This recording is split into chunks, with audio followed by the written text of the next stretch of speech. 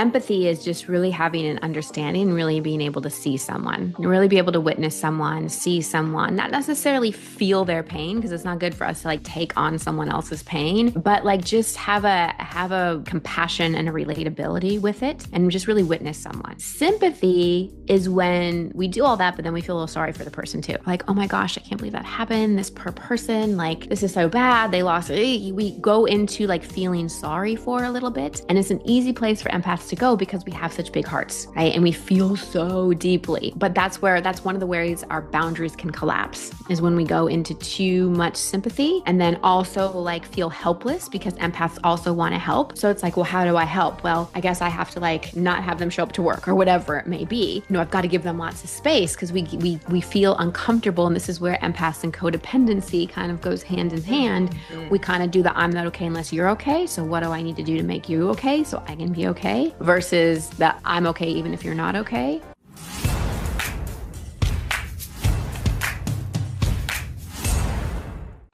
Welcome to another episode of Negotiate Your Best Life. Today, we are going to be talking to Christine Hasler, who is so brilliant and has so much to offer in the sense that she has an approach of psychology, neuroscience, somatics, all sorts of spiritual tools to help people release the things that are holding them back, which is pretty much all of us have that. So we definitely are going to need the things that she's going to be talking about today. We're going to talk about the expectation hangover, what happens when you have these expectations, leads to disappointment, and how to overcome that. She's been featured on the Today Show, CNN, ABC, Fox, PBS, all sorts of really great places. And she wrote a book on this topic that we're going to be diving into today. So welcome, welcome, welcome, Christine. Oh, I'm so happy to be here. Thank you for having me. Yeah, so you had what many people would consider like a dream career, or I don't know, it seems sort of glamorous in Hollywood, right? You were like an agent or Uh-huh. something. Tell us about that. And then how did you pivot into doing the work that you're doing now? Yeah, that was a long time ago because I've been doing this 21 years now. But I had an addiction to achieving. I was a really insecure adolescent. I had some things happen. Most of my really traumatic, difficult things happened outside the home. Um, some stuff like bullying, some medical trauma, some other things that happened. And I really felt like I didn't belong and felt less than, and always have been a highly sensitive, empathic person and absorb a lot, some of what is mine, some of what is not mine. And I kind of had to find a way to cope and find a way to survive while feeling so much inside.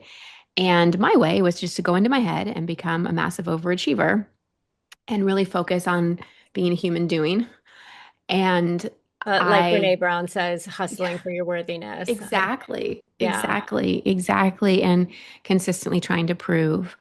Graduated from high school early, graduated from college early, moved out to LA. LA is a great place to go if you're insecure and you have something to prove. Or it's a And terrible place to be.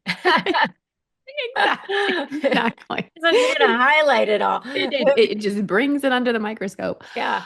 And worked my way up in the entertainment industry and was promoted very young and was making, this was back in, gosh, early 2000s, making $250,000 and Mm, dating the head of a studio and mm, private jets and Oscars and mhm. Golden Globes and doing all the things. And I was lucky to realize my first book was about the quarter life crisis. And I was like lucky to realize at, 24 to really get the actual embodiment realization that nothing outside of us makes us happy.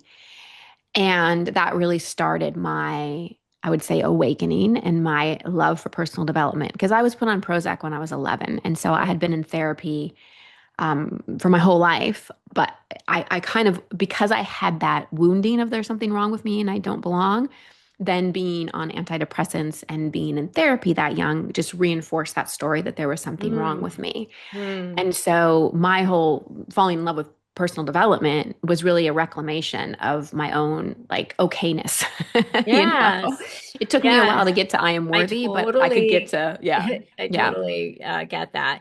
In my book, Slay the Bully, I talk about how narcissists are really big bullies, but how I started off the book by talking about my story of bullying as a kid and being bullied for being Asian and all that sort of thing. And I'm half Asian, so I didn't even fit in with like when I went to Chinese school in the morning on Saturday mornings that I wasn't even Asian enough for them, but I wasn't, you know. Right. And so, this whole idea of feeling like an outsider, feeling like you don't fit in.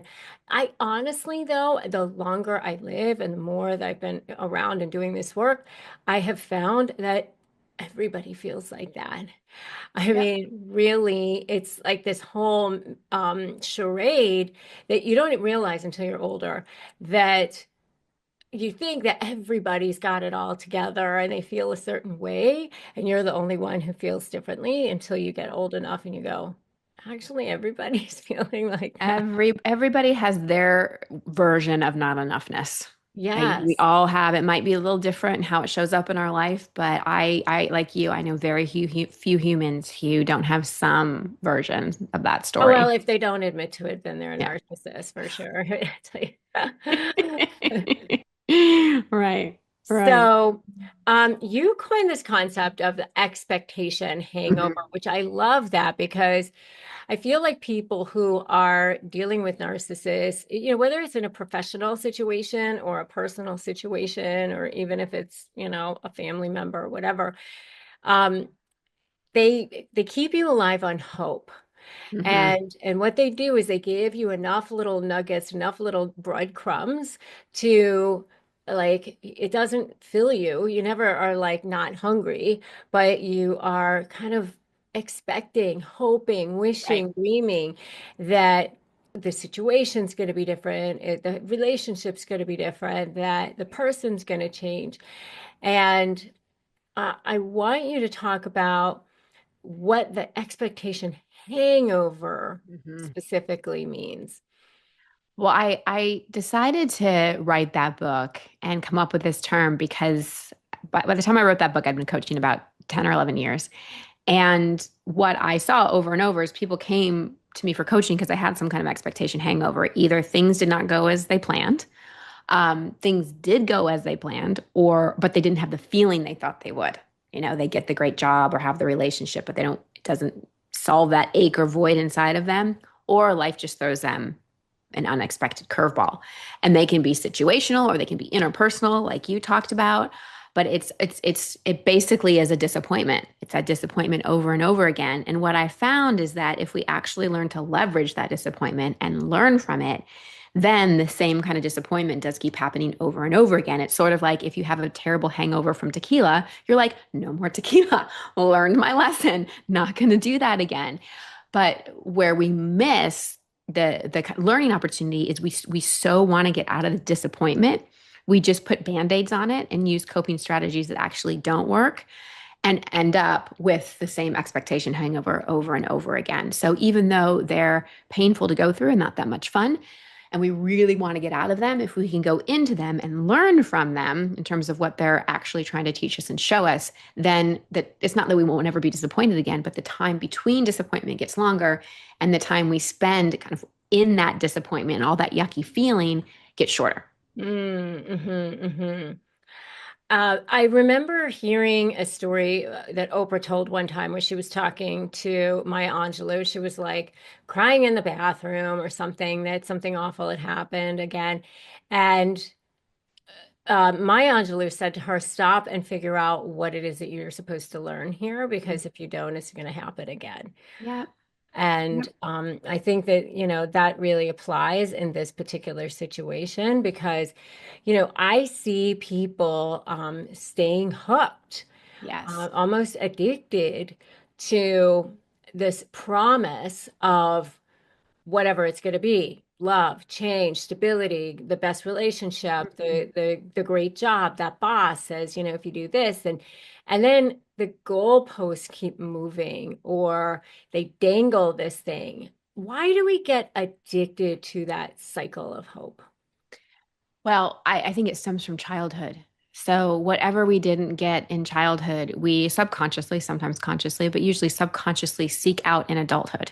So if I had, let's say, narcissistic, or even if it's not labeled that, a highly emotionally unavailable father, that's a wound from childhood, like a need that was never met. And so as an adult, I'm going to continue to seek out something that makes me feel the same way. As much as I may say, my father was awful, like I don't want that ever again. I want someone who is emotionally unavailable. We tend to attract the situations or people who are that because we're still looking for someone outside of us to heal this wound from our family of origin. And the catch is no one can do that other than ourselves. Like we actually have to reparent ourselves. But it is that very innocent, very vulnerable inner child. And this is what's so important for people to remember, especially if they're shaming themselves. Because so many people that I've worked with that have come out of narcissistic relationships are like, I can't believe I stayed that long. I have so much shame about staying that long. Like, what was wrong with me? Like, nothing was wrong with you. It actually wasn't your adult self. It was the inner child in there that was like, but maybe if I just am better, or maybe if I just love, or oh, wait, we had a great Saturday. We can have another great Saturday. It is that little one inside that's just like hoping and waiting because for a child, it is so important for their parent to be who they need them to be. It's so Hmm. important. And a child will do whatever it can to try to get that parent's love, attention, and validation. And so part of how we exit those situations is we become that parent to that child because it's really that younger part that's hanging on to hope and keeping us there because they don't know, well, that person isn't ever going to change. Because as a child, you kind of have to believe your parent's going to change. Otherwise, like, how do you handle the grief of this is all I'm going to get? Hmm. So it's almost like if I can get this person to love Mhm. me or accept me or be the person I want them to be, then I'll be healed. Yeah, then I don't feel the pain. Then the pain from dad or mom or big brother or whoever it was will go away because Hmm. like I'll finally get what I need. Hmm. And I think you and I both know that it doesn't work that way. Relationships can be deeply healing. Like my Hmm. relationship with my daughter's deeply healing. My relationship with my husband's deeply healing. Like we are relational beings. I don't believe we're here to just heal all on our own in a vacuum. However, when we're projecting our unmet needs of childhood onto someone else, we're going to tend to get more what we got in childhood, and the behavior and the coping strategies that were there in childhood are going to show up in adulthood as well. Like we might be the chameleon, maybe we over adapt, or maybe we're funny, or maybe we're the people pleaser, or maybe we kind of go into codependence, or maybe we're the rescuer. We have these adaptive strategies that we needed in Hmm. childhood, or maybe we dissociate. So we kind of dissociate from the abusive part of the relationship and just pay attention to the love bombing part of the relationship, or whatever it may be. And we do all that not because we're dumb, not because we're weak, not because, of any of these Right. reasons that we often call ourselves, but because there's a part of us that's so invested in healing this wound. Hmm. I think it's also the triggers as well, right? I mean, I know for me, I realized in therapy, like as an adult, that one of the things that I kept playing out was I didn't even realize this had all happened like the same year. So the same year that I was 6 years old, I had started a new school. It was a much bigger school. We moved houses.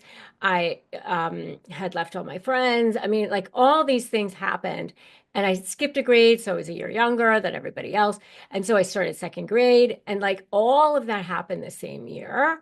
And so Mhm. when I started the second grade at this big public school, all these kids had been friends since kindergarten already. And that caused in me to continuously feel like the outsider, Yeah. no matter where when I was starting in situations. But I didn't recognize that until I was an adult. And now I don't have that anymore, but I had to heal that. Yeah. Um, Yeah. Yeah, I know I felt the same way, for different reasons. And I had a lot of social anxiety and really just didn't think anybody would want to be my friend. yeah, And our adult self can kind of go, this is not rational. right. But to the part of us where those beliefs were formed, because like in your situation, that's a lot for a 6-year-old to go through.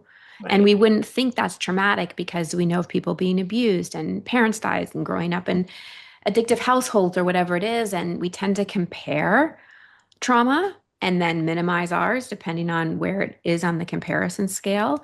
And I believe in being like grateful for our blessings and traumas we didn't have to experience. At the same time, though, we have to really be honest with ourselves about like in our life, not compared to someone else, but in our life, how something impacted us. Hmm. And not go, oh, well, I learned from that, or oh, like that was then, this is now, because those things do tend to stick with us and show Hmm. up and create things in our adult life. And so, that's why I decided when I was trained as a coach, but then went back and got 2 master's degrees in psychology because I was like, I need the tools to help people with their past as well, because the past just keeps informing the present and creating the future until we shift how it sits inside of us. We don't have to Hmm. sit and talk about it for hours and hours, and it's not about spending 20 years in therapy.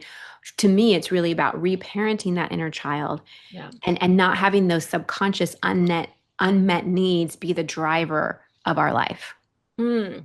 So good. And I like what you're saying about, what may seem not as traumatic to one person or more traumatic. I remember when I interviewed Dr. Frank Anderson, he talked about how a bunch of little t, small t traumas can actually lead up, become a big T trauma, or a little t trauma to one person is a big T to somebody else. It really just depends on the person as well. So we almost gaslight ourselves We do. sometimes with We that. do. We do. Yeah. And it hits on the self-worthy piece too. It's like, who am I to be upset about the fact that I was bullied when people, you know, are being abused in their own home? And when we do that, we're dismissing like the most tender part of us. We're Hmm. dismissing the part of us, the younger part of us that went through that experience. Hmm. And then we just tend to recreate it because Right. on a soul level, we're really actually trying to learn how to have compassion for what we went through. And it's just like we keep stacking until we're like, oh wow, like actually I don't like how my life is going right now. Like all this doesn't feel good. And the common denominator is me. So we can either Hmm. choose to be a victim in that or actually have compassion for ourselves that went through what we went through and find the tools and resources we need to actually reparent ourselves and liberate ourselves from our old story. Hmm. So good. One of the things I think is pretty common with people who are empathic or overly compassionate or, in this situation is not having good boundaries. What I call leaky boundaries. Yep. How it has shown up for me, even in, as an employer, because, I employ people, Mhm. is, where I've had people like not show up for their job in the way that they need to be because they've got stuff going on in their life. Their kids are in crisis or they've had, somebody die or whatever it is. And so I've been the one in before now to go, oh, well, if I hold them to account, then I'm not being a good person, Right. then I'm not caring, then I'm not compassionate. And certain types of people will manipulate that and Yep. make you feel that way. And so I think what happens with people who are, pleasers or whatever you want to say, is that they end up feeling used, Yep. abused, exhausted, like things aren't fair. So what would you say to those people? Well, a couple things. I love this. So, first, a lot of empaths confuse empathy and sympathy. So, empathy is just really having an understanding, really being able to see someone, really be able to witness someone, see someone, not necessarily feel their pain because it's not good for us to like take on someone else's pain, but like just have a compassion and a relatability with it and just really witness someone. Sympathy is when we do all that, but then we feel a little sorry for the person too. Like, oh my gosh, I can't believe that happened. This poor person, like, this is so bad. They lost it. We go into like feeling sorry for a little bit. And it's an easy place for empaths to go because we have such big hearts, right? And we feel so deeply. but that's one of the ways our boundaries can collapse is when we go into too much sympathy and then also like feel helpless because empaths also want to help. So it's like, well, how do I help? Well, I guess I have to like, not have them show up to work or whatever it may be. I've got to give them lots of space because we feel uncomfortable, and this is where empaths and codependency kind of goes hand in hand. We Mhm. kind of do the I'm not okay unless you're okay. So what do I need to do to make you okay so I can be okay? Versus the I'm okay even if you're not okay. And so when I And that's talk, okay. and Like, you that's don't have to okay. feel guilty about that. And that's okay. And so one thing that I think like practically, because that's all fine and good theoretically, but practically, what does that look like? So one of the things I talk about in the book is having clear agreements, not expectations. So in that work situation, it may look like, I am so sorry that you're going through this thing with your kid. As a mom, I totally understand. Let's make some agreements about your work commitments this week so that, there's no miscommunication, there's no disappointment. Like, what are you capable of? What are you committed to? What do I need to find other people? Like, just getting really, really clear. And that's where a lot of people slip up because they feel like that's pressuring someone, right, to make these agreements. I'm like, actually, no, it's preventing an expectation hangover and it's preventing you building resentment down the road. Like my Mhm. husband and I have an agreement between us where we are responsible for communicating our needs, and the other person is not responsible for reading our minds. So Mm. let's say that like I really want to talk to my husband tonight That is because so good, by the it's way. That is so it's good good. in any relationship, right? Yes, in any relationship, because nobody is a mind reader. Right. And that's where an expectation becomes unmet. So this is really good. I just want to highlight what you just said because Yeah, it's good. it is because again, that inner child who so wants to be seen by the family of origin, right? Parents or whoever, so wants someone because a parent should anticipate a child's need, till a certain age. Like that's the job as a parent. But when we project that onto a partner or any other grown up in our life, that doesn't work. And we're not taking responsibility for ourselves.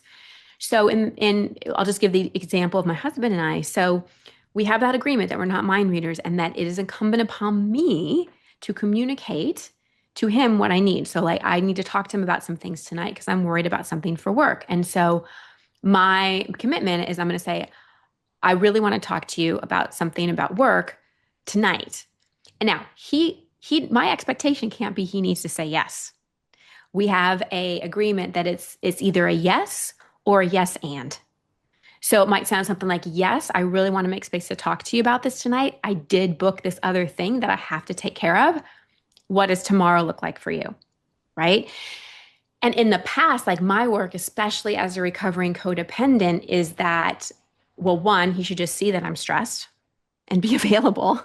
And two, if I ask, he absolutely should jump to it. And if he doesn't, then I'm not going to ask anymore because I ask for things and nobody can meet my needs, right? It just fulfills that story. So when we Well, speak it's our like he needs, doesn't love me he enough. doesn't love He me, doesn't like care. my needs don't matter, like Right, that whole victimy story, right. which is going to lead us with we're going to end up with an expectation hangover. So the thing with boundaries But too. it becomes a self-fulfilling prophecy too. Totally. Yeah. Totally. Totally. We always are collecting evidence for the story we believe.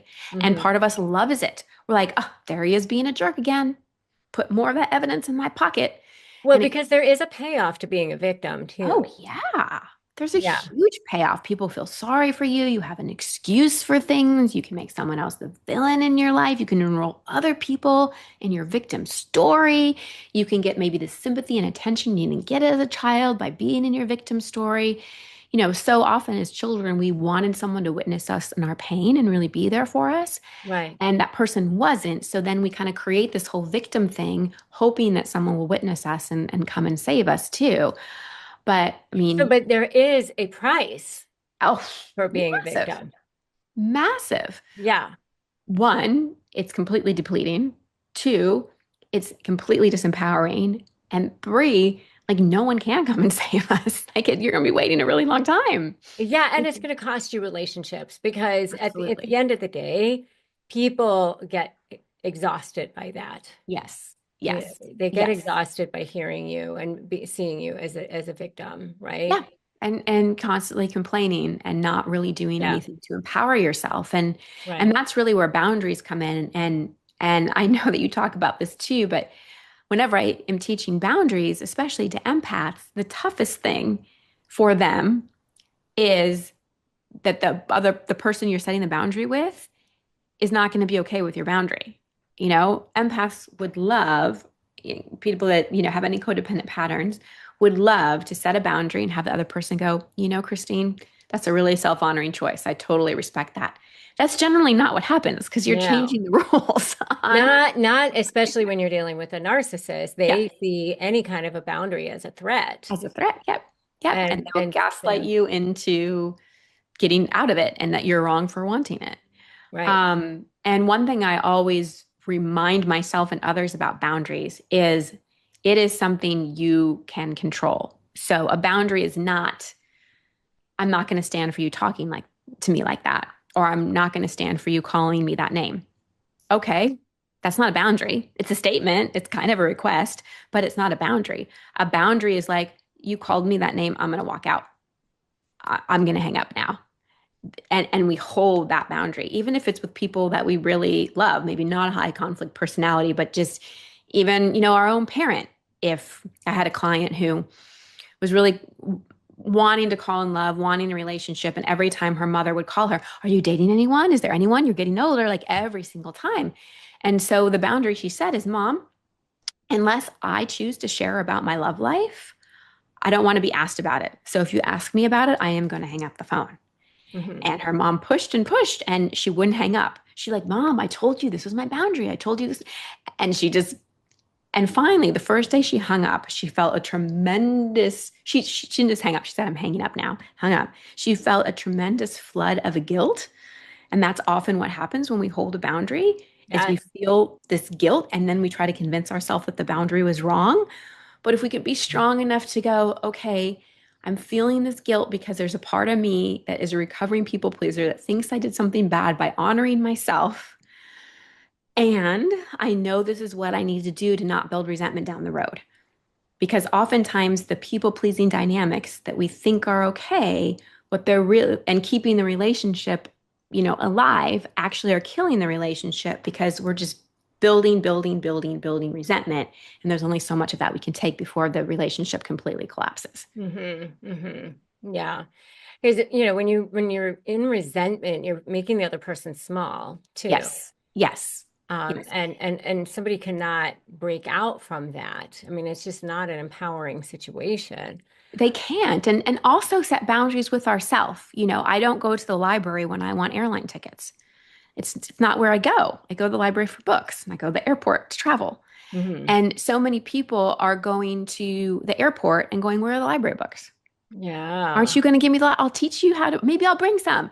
No, if we have a boundary with ourselves, like there's certain people I know I don't go to for certain things, even Hmm. though I'd love them to give it to me.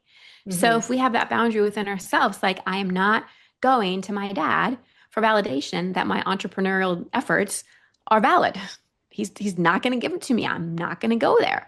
Like I'm not going to go to this boss and expect to be recognized for my efforts.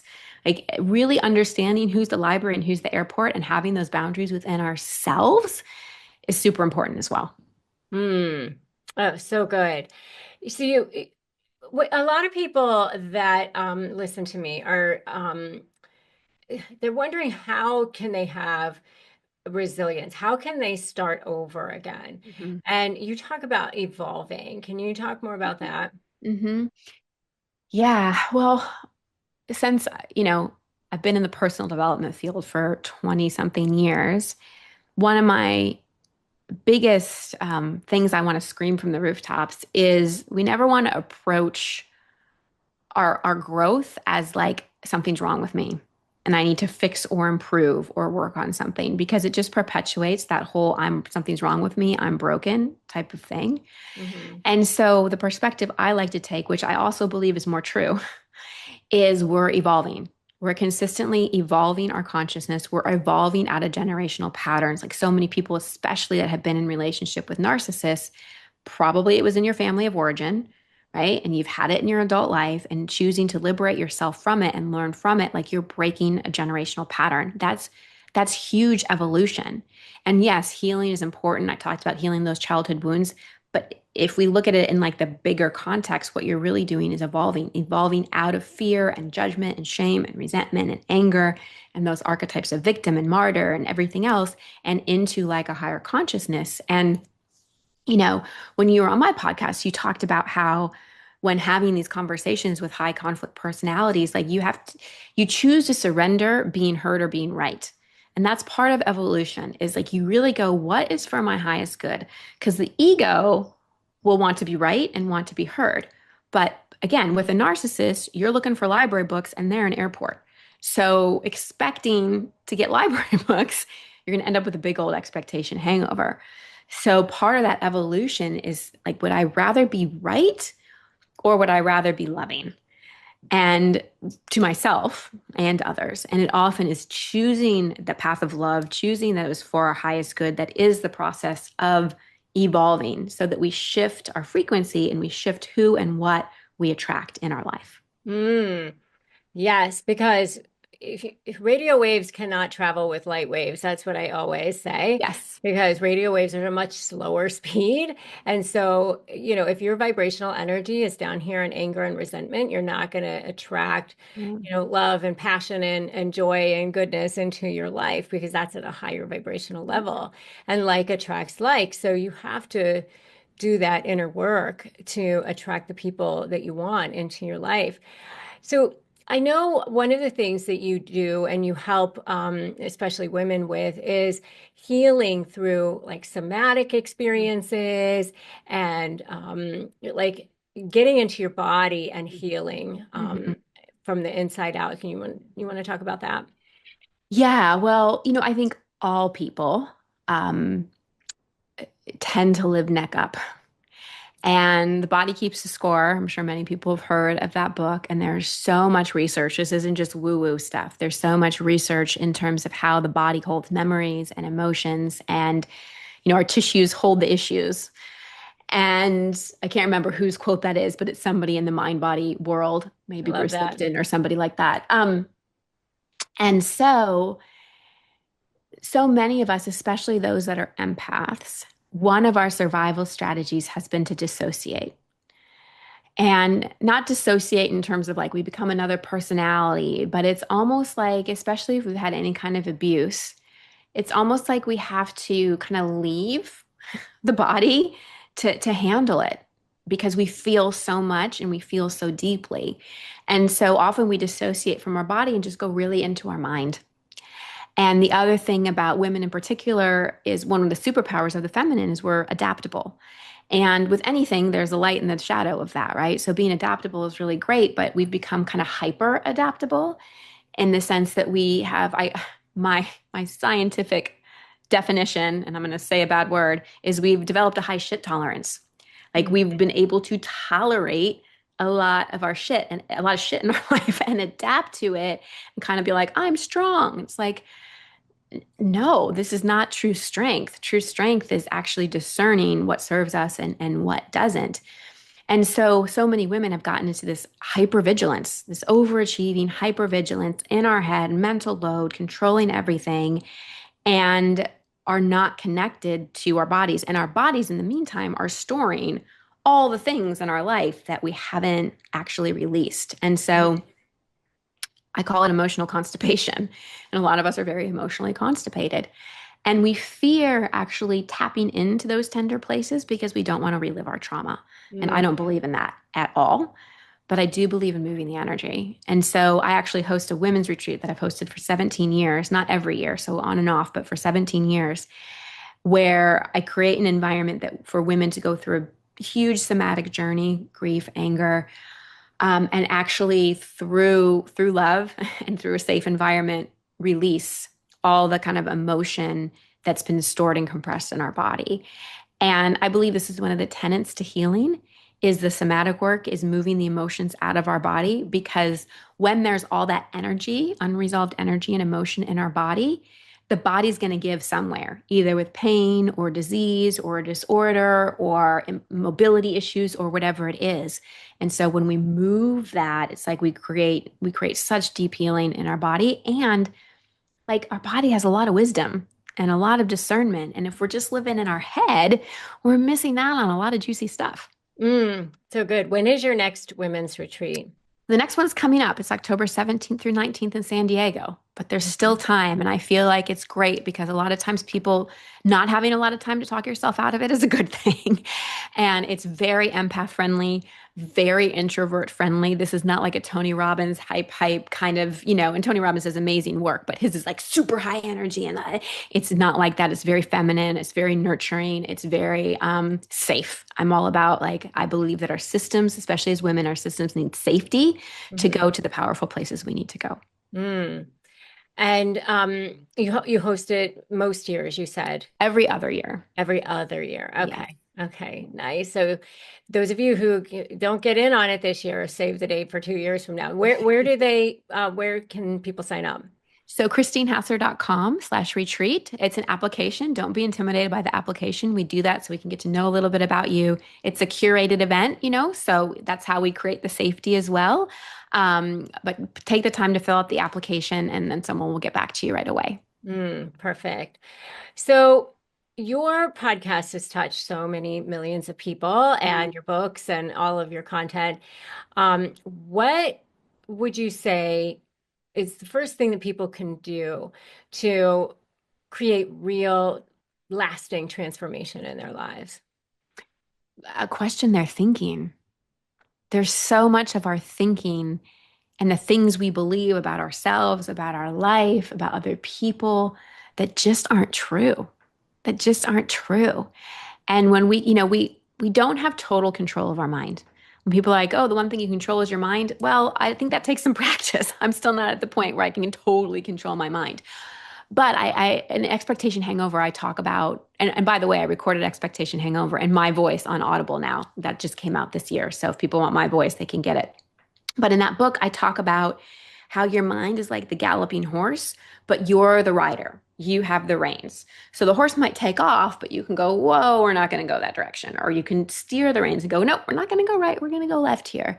And we can have that relationship with our mind that sometimes it does run off and sometimes we do spiral into thoughts that don't take us to a good place and go, stop. This is not the direction I want to go. What actually is true?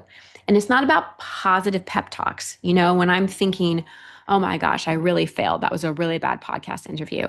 I don't ask my mind to go to, that was the best interview ever. I'm the bomb. Because we don't believe it. Like it's too big of a swing. But we can go, is that really true? Was that really the worst interview I've ever done? Is it really true I gave zero value? Or is that the part of me that's hard on myself because I think I have to be hard on myself to improve? Hmm. And when we can question ourselves and talk to ourselves in that way, that's when we can start to rewire our brain and get out of some of that habitual thinking. So good. What is Christine Hasler's North Star? Love and truth, I believe they go together. I'm about to release a video about how, because there's just a lot out there and a lot of people saying a lot of things. I believe in speaking our truth, but with love. And I think a lot of people speak their truth, and narcissists do this, but it's actually unbridled self-expression, as Terry Real would call. And it's not actually their truth. It's reaction, it's trigger, it's pain. It's like, well, I'm just speaking my truth. I'm just using Or my voice. manipulation. Manipulation. It's like, and if you have a problem with my truth, it's your medicine. It's like, no, that's actually not truth you're speaking. That's reactivity, right? It's manipulation, like you said. So my North Star is truth and love go together. You can't have actual truth without love, and there's really no love without truth. So good. So I assume they can go to your website to find out more about you. Is there any other place that you wanted to point everyone to? Well, you mentioned my podcast. Thank you for that. I have interviews with amazing people like you once a week. And then my other episode per week is an unscripted, unedited, totally unproduced coaching episode. So you get to Hmm. listen to me coaching someone, which a lot of people really love. It's like their own free coaching or therapy that they get to listen to. People really come on and share beautiful, vulnerable things. Mhm. And so that's a good place. And then I'm on Instagram as well. All right, go check her out, get her book. We're going to put links to her book and her books. She has several uh, in the show notes, but go follow her, check her out. And if you have time to go to the retreat, go check it out too, because I think you'll get a lot of value out of it. So Yeah. thank you, Christy. Thank you. Oh, thank you so much, Rebecca, for the work you do and just for naming things that, I think a lot of us think we're alone or we're crazy or we're making things up. And you've really named some things that I know have given people so much peace and actual real hope.